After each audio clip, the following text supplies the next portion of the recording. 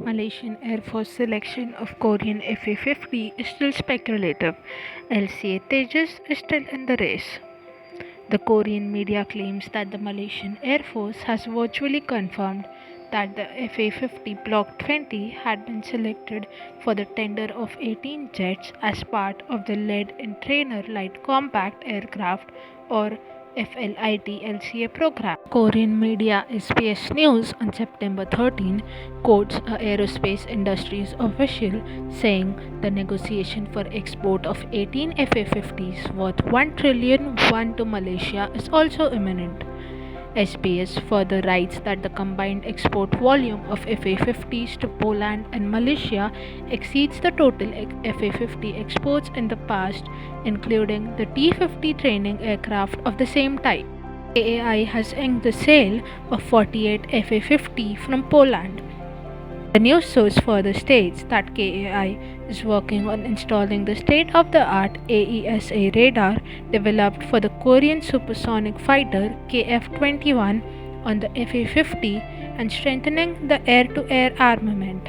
The Malaysian Air Force did not corroborate the KAI official claim, and Indian officials have termed it speculative. A similar claim was made in July this year when a Singapore-based news outlet, Global Business Press, citing sources, wrote that General Asghar Khan Goriman Khan, commander of the RAF, had evinced a preference for the cheap and efficient supersonic advanced light attack platform over competing aircraft. Malaysia is anticipated to conduct early general elections before the current parliament's term expires in July 2023. However, the Defence Acquisition Program Department, that is the DAPA of Korea, denied the news. Malaysian FLIT LCA tender. Malaysia had issued an RFP for 18 jets as a part of the FLIT LCA program.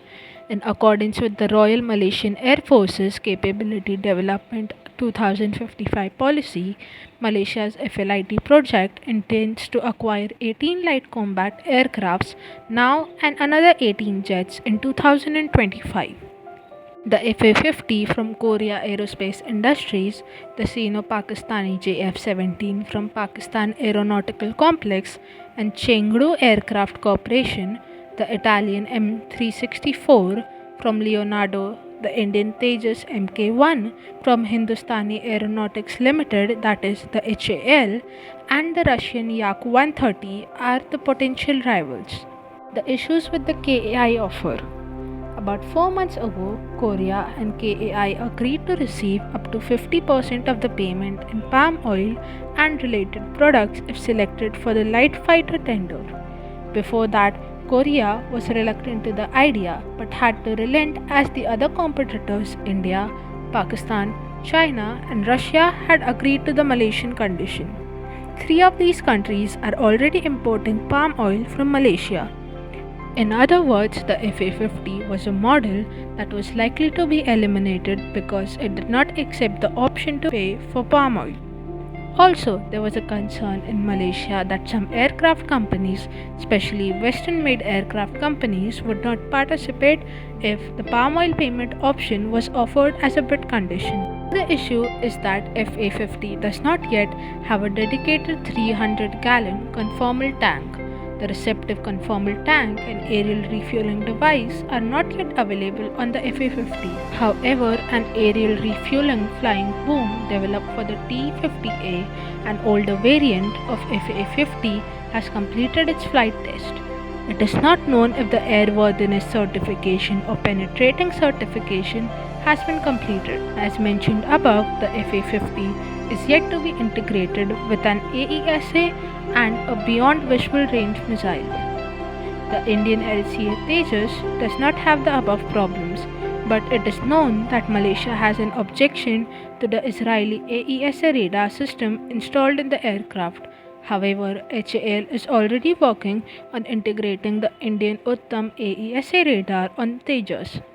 In addition, Tejas is the only aircraft in the world which has been tested with the weapon systems from India, Russia, the United States, France, and Israel. Logically, HAL could deliver the full configuration aircraft to Malaysia faster than KAI. KAI and HAL have agreed to build the final assembly lines in Malaysia.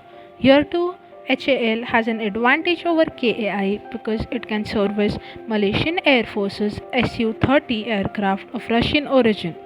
The Indian force has already trained the Malaysian Air Force pilots for operating the Su-30 aircraft and conducted regular drills with RMAF. HAL's proposal to Malaysia. October 2021, HAL submitted their proposal to the Malaysian Ministry of Defence. HAL believes that the two-seat Tejas lift model has a strong chance of winning the competition since it met all of the RMAF specifications. On August 18, HAL signed a memorandum of intent to open a Kuala Lumpur office. The KL office will be responsible for promoting HAL's assortment of products and services across Southeast Asia.